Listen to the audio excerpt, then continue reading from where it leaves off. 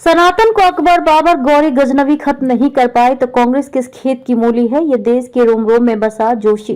कांग्रेस और सहयोगी दल सनातन और हिंदू धर्म को करते हैं टारगेट। कभी हिंदू आतंकवाद की संज्ञा देते हैं, कभी सनातन को डेंगू मलेरिया कहकर देते हैं गाली। दिल्ली में जनता बनाएगी भाजपा की सनातनी सरकार। वोट बैंक की राजनीति करने वाले डर कर चुनावी हिंदू बनने का कर रहे हैं प्रयास। भाजपा के पूर्व प्रदेश अध्यक्ष एवं चित्तौड़गढ़ सांसद सीपी जोशी ने आज दिल्ली में विधानसभा चुनाव की तैयारियों में जाने से पूर्व अपने आवास पर पत्रकारों से बात की। इस दौरान उन्होंने कांग्रेस और आम आदमी पार्टी पर जमकर हमला किया।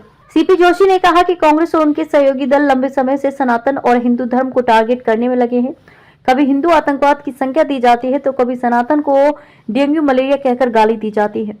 उन्होंने कहा कि सनातन तो देश के रोम रोम और रग रग में बसा है। ये लोग सनातन को नहीं, देश के करोड़ों लोगों को गाली दे रहे हैं। अकबर बाबर गौरी गजनवी सहित कई आए, वे सनातन भी खत्म नहीं कर पाए तो ये किस खेत की मूली है जो सनातन को खत्म कर देंगे। राजनीतिक दलों को इन चीजों से परे जाकर विकास की राजनीति की बात करनी चाहिए। सीपी जोशी ने कहा कि दिल्ली की जनता ने तय कर लिया है कि अब की बार दिल्ली में भाजपा की सनातनी सरकार बनेगी। जिन लोगों ने इतने सालों तक तुष्टीकरण की राजनीति की, वोट बैंक की राजनीति की, जनता उन्हें सबक सिखाने वाली है। इसी से डरकर ये चुनावी हिंदू बनने का प्रयास कर रहे हैं। उन्होंने कहा कि दिल्ली में आम आदमी पार्टी जब से सत्ता में आई है, दिल्ली की जनता को सिर्फ नारेबाजी दिए और गुमराह करने का काम किया है। काम कुछ नहीं हुआ। दिल्ली की जनता की दयनीय स्थिति है। वन नेशन वन इलेक्शन पर पूछे गए सवाल पर सीपी जोशी ने कहा कि वन नेशन वन इलेक्शन विकसित भारत की कल्पना में भी एक आधार बनेगा।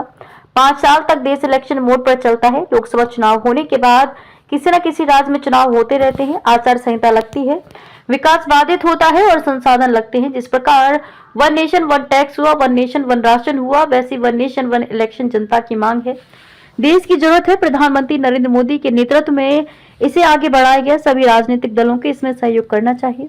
1952, 1957, 1962 और 1967 के चुनाव वन नेशन वन इलेक्शन के आधार पर हुए थे। उसके बाद परिस्थितियां बदली।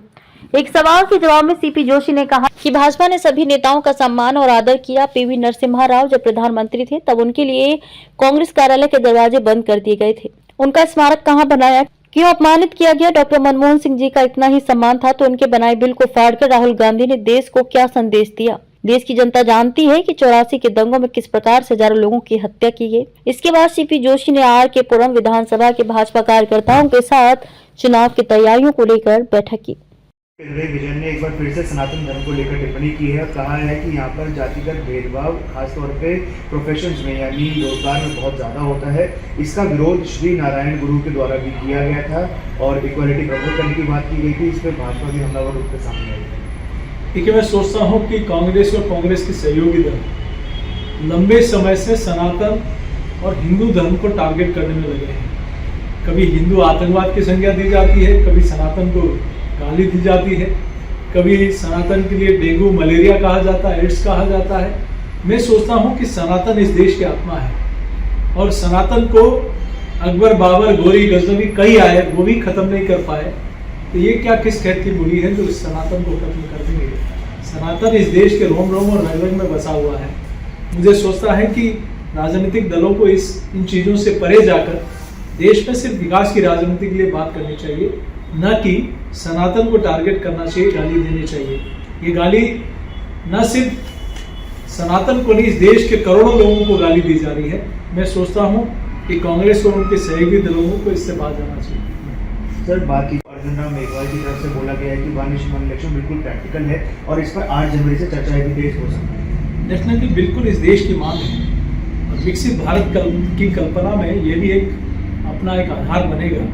हम देखते हैं कि 1952, 1957, 1962, 1967 ये 4 चुनाव वन नेशन वन इलेक्शन की थीम के आधार पर हुए। उसके बाद परिस्थितियां बदली, कई जगह फिर अलग अलग समय पे चुनाव होने लगे। आप देखिए कि 5 वर्ष तक इलेक्शन मोड पर देश रहता है। लोकसभा चुनाव होने के बाद फिर किसी राज्य में चुनाव होते रहते हैं।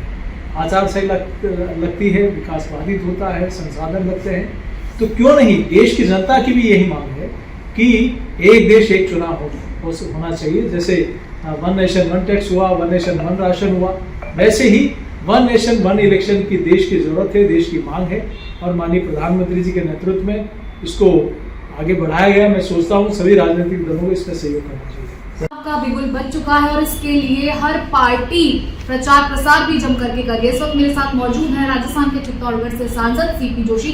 सर, प्रचार प्रसार की महत्वपूर्ण जिम्मेदारी दिल्ली विधानसभा चुनाव में आपको मिली, आरकेपुरम क्षेत्र की जिम्मेदारी मिली है, कैसे उसका निर्वहन किया जाएगा, क्योंकि आज से आपको रण में भी उतरना है?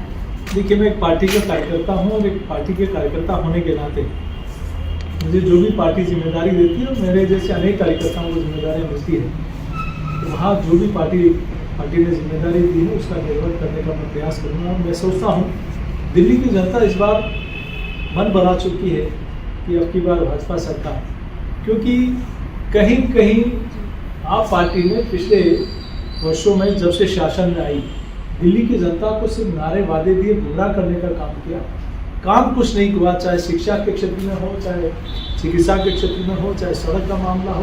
पहले तो म्यूनसिपल कॉर्पोरेशन का बहाना बनाते थे कि हमारे पास नहीं, इसलिए हम लोग काम नहीं कर पा रहे।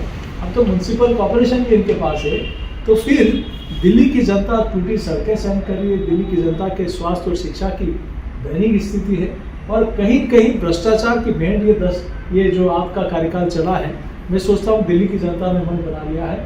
के बाद हो रही जो कंट्रोवर्सी है, और इस पर अर्जुन राम मेघवाल ने स्पष्ट किया है कि बीजेपी ने कभी भी मनमोहन सिंह जी के स्मारक का विरोध नहीं किया, कांग्रेस है जो इस पूरे मुद्दे का राजनीतिकरण कर रही है। देखिए, कांग्रेस को पहले जवाब देना चाहिए। पीवी नरसिम्हा राव साहब जब प्रधानमंत्री थे तब तो उनके लिए कांग्रेस के कार्यालय के दरवाजे बंद कर दिए गए, उनका कहाँ स्मारक बनाया गया, उनको क्यों अपमानित किया गया?